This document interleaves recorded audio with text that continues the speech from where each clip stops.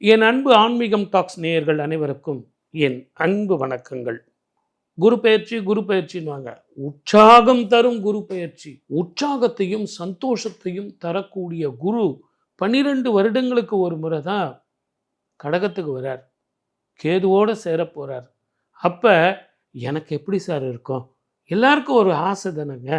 குரு பெயர்ச்சி வந்தா கல்யாணம் நடக்குமா? வீடு கட்டலாமா? குழந்தைங்களுக்கு கல்யாணம் ஆகுமாவா? இப்போ சனீஸ்வரர்னாலே ஒரு பயம்.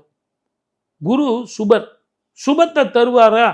அதை சொல்றது தானே இந்த குரு பெயர்ச்சி. உற்சாகம் தரும் உச்ச குரு எப்படிப்பட்ட பலன் தருவார் அப்படிங்கிறத 12 ராசிக்காரர்களுக்கும் பலன்களோட சொல்லியிருக்கேன். வாங்க அத்தனை பேரும் அதை பார்ப்போம். கடகராசி நேயர்களுக்கு உண்மையிலேயே இந்த குரு உற்சாகத்தை கொடுத்தா கூட அடப்போங்க சார் அப்படிங்கிற மனக்குழப்பம் உங்களுக்கு இருக்கும். இல்லை சார், உங்களுக்கு இந்த கடகம் சந்திரனுடைய பலம் பெற்றவர்கள். சிந்தனை சிதறி போகும். உங்களுக்கு சீரான சிந்தனை வேணும். இப்போ எனக்கு ஒரு புத்தி சொல்கிறீங்க, எனக்கு ஒரு வழி சொல்கிறீங்க, ஆனால் தெளிவாக சொல்லுவீங்க.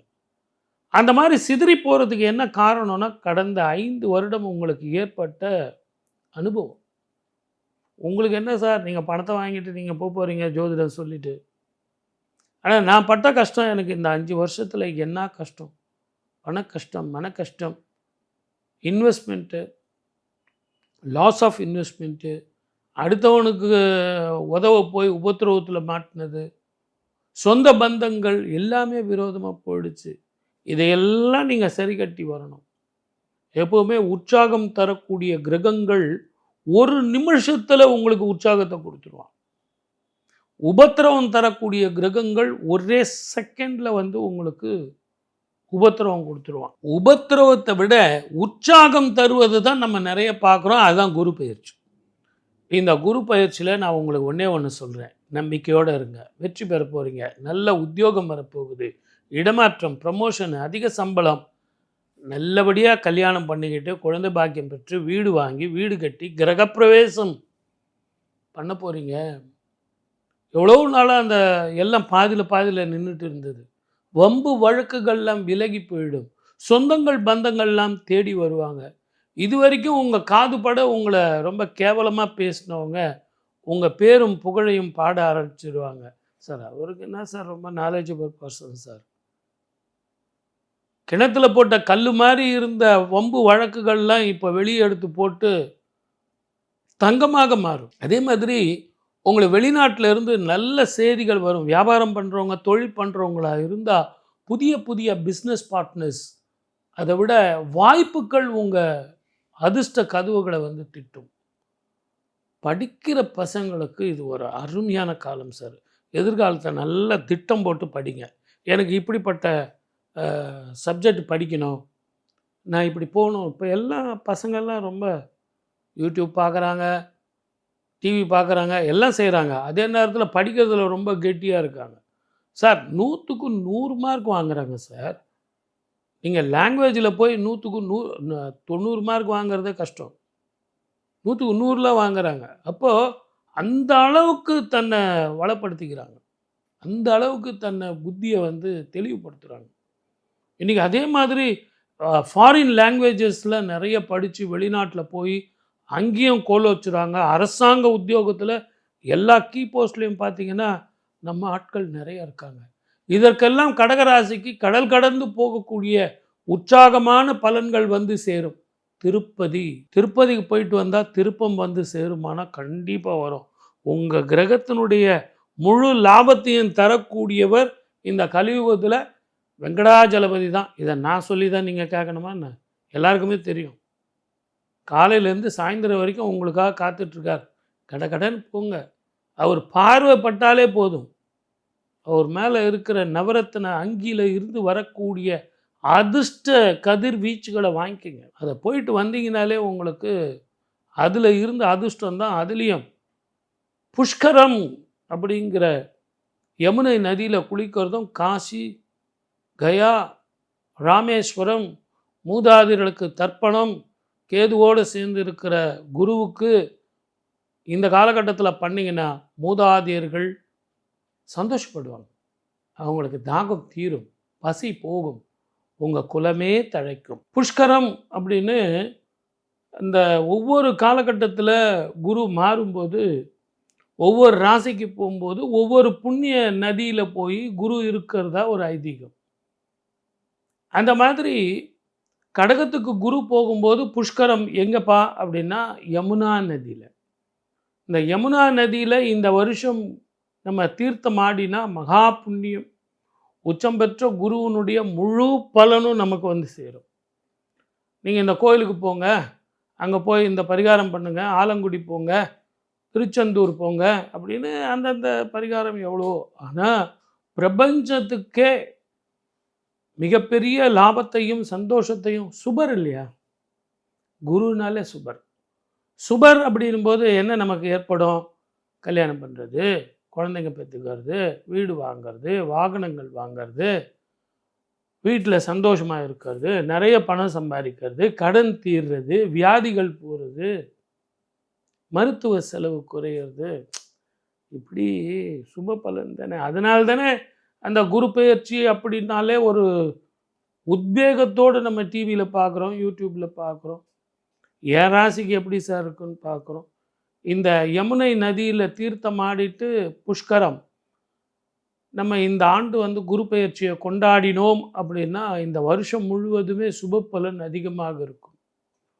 குரு யாருக்கும் கெடுதல் செய்ய மாட்டார் சார். அவர் கெடுதல் செய்ய தெரியாது, நல்லது தான் செய்வார். அதே நேரத்தில் எல்லாருக்கும் திருமண வாழ்க்கையும் குழந்தை பாக்கியமும் வீடு கட்டலாம், வாகனங்கள் வாங்கலாம் அப்படின்னா என்ன உங்களுக்கு கிடைக்கும்? வருமானம் வரப்போகுதுன்னு தெரியுது. வேலைவாய்ப்பு கிடைக்குமா சார்? யூஎஸ் சுத்தமாக மூடிட்டானே சார், எங்களுக்கு விசா கிடைக்குமா அப்படின்னா கிடைக்கும். அந்த நாடு இல்லைன்னா இன்னொரு நாட்டுக்கு போகிறோம். புதுசாக எதுனா தொழில் பண்ணுறவங்களுக்கு கூட இது நல்லாயிருக்கும். படிக்கிற பிள்ளைங்களுக்கு இது ஒரு நல்ல நல்ல புது புது படிப்பு, லேட்டஸ்ட் டெக்னாலஜியில் நிறைய இன்னோவேஷன், அதில் வந்து மேற்படிப்பு.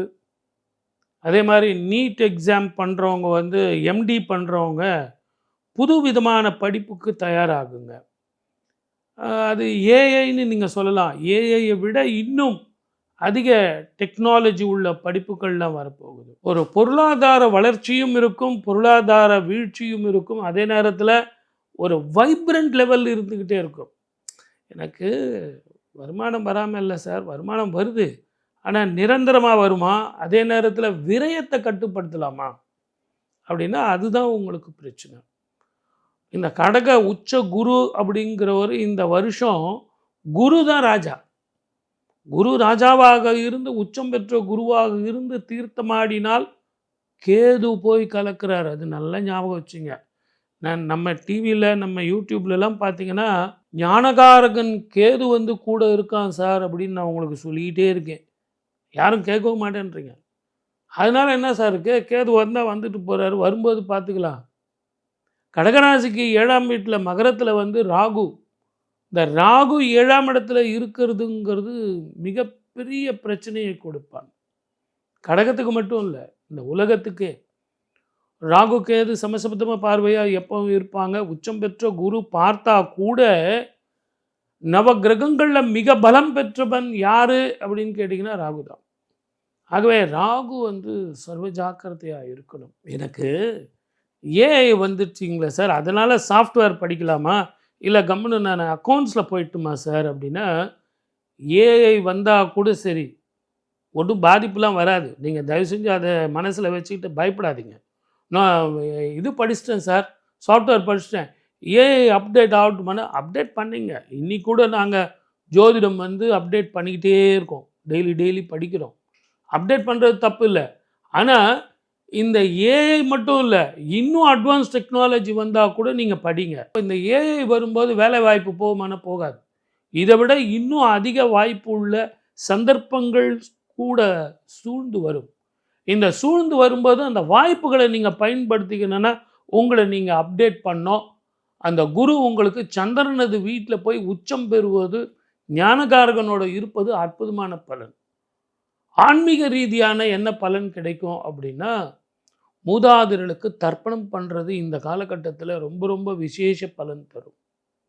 ஞானகாரகனுடைய குரு உச்சம் பெற்று 18 வருடங்களுக்கு ஒரு முறை கேதுவும் 12 வருடங்களுக்கு ஒரு முறை கடகத்தில் குருவும் சேர்றதுங்கிறது அபூர்வ சந்திப்பு. 21 தலைமுறைக்கு நீங்கள் அந்த பிண்டம் கொடுக்கணும். அந்த பிண்டம் கொடுக்குற பாக்கியமே மகாபாக்கியம். சார் பணம் வேணும், பட்டம் வேணும், வீடு வாங்கணும், வசதி வேணும், கல்யாணம் பண்ணணும், குழந்தை பண்ணணும், இதெல்லாம் கரெக்டு. ஆனால் இந்த பிண்டம் கொடுக்கறது, மூதாதையர்களுக்கு தர்ப்பணம் கொடுக்கறது ஒரு சில அபூர்வ காலங்களில் மூதாதையர்களுக்கு சந்தோஷமும், அதனால் அவங்க இறைவனிடத்தில் கையேந்துவார்கள். என்னுடைய பிள்ளை, என்னுடைய மகள், என்னுடைய பேரன் பேத்தி நல்லா படிக்கணும், அவங்களுக்கு நல்லா வரணும், சந்தோஷமாக இருக்கணும். எப்போ? அவங்களுக்கு அந்த தாகமும் உணவு பிரச்சனையும் இல்லாத இருக்கும்போது. நீங்கள் அந்த பிண்டம் கொடுக்கும்போது 21 தலைமுறைக்கு அவங்களுக்கு புண்ணியம் கிடைக்கும். ஆகவே தயவு செஞ்சு இந்த நிகழ்ச்சியை பார்த்துட்டு இருக்கிற பொது பலனில் எனக்கு பணம் கிடைக்குமா, பட்டம் கிடைக்குமா பார்க்குறேன். நீங்கள் அதுவும் பாருங்கள், நான் வேண்டான்னு சொல்லலை. அதே நேரத்தில் இந்த புண்ணியத்தையும் நீங்கள், சார் நான் கடகராசி மட்டும்தானா, மேஷ ராசி மட்டும்தானா, 12 ராசியில் ஏதாவது ஒரு ராசியா, நான் இந்த நட்சத்திரமாச்சே, நமக்கு நிறைய சந்தேகம். சந்தேகத்தெல்லாம் விட்டுருங்க. 27 நட்சத்திரம் 12 ராசிக்காரர்களும் நான் சொன்ன அந்த பலன் செஞ்சிங்கன்னா இதுவே ஒரு மிகப்பெரிய பரிகாரம். பக்கத்துலேயே டெல்லியில் யமுனையில் குளிச்சுட்டு வாங்க. அந்த குளியலுங்கிறது புஷ்கரம் அப்படிங்கிற பலன் கிடைக்கும். வாழ்க வளமுடன். வாய்ப்பளித்த அத்தனை நல்ல உள்ளங்களுக்கும் நன்றி, வணக்கம். சர்வே ஜனா சுகினோ பவ.